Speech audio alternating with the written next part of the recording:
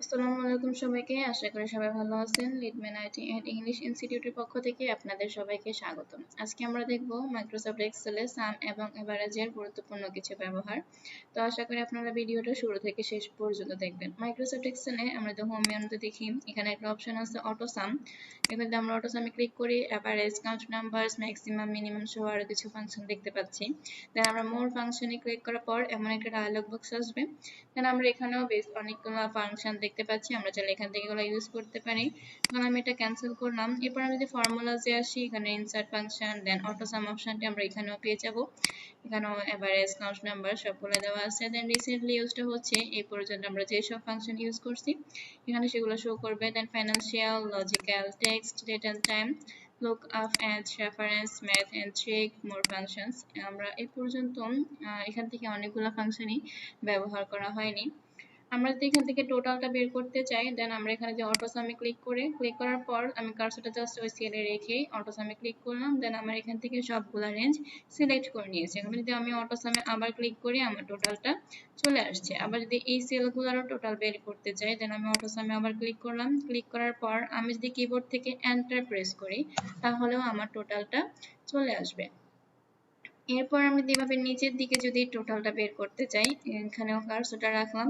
রাখার পর দেন আমরা যদি হোম মেনু থেকে করতে চাই তাও করতে পারবো। এখান থেকে অটো সামে ক্লিক করলাম, আমার রেঞ্জগুলো সিলেক্ট করে নিয়েছে। দেন আমি এন্টার প্রেস করার সাথে সাথে আমার টোটালটা চলে আসছে।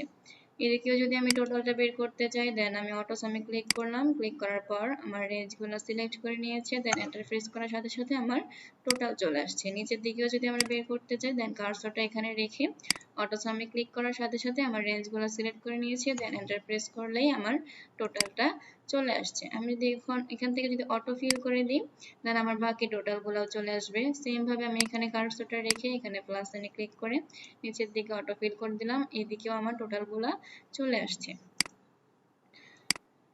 আমি কন্ট্রোল জেড দিয়ে আগের অবস্থানে গেলাম।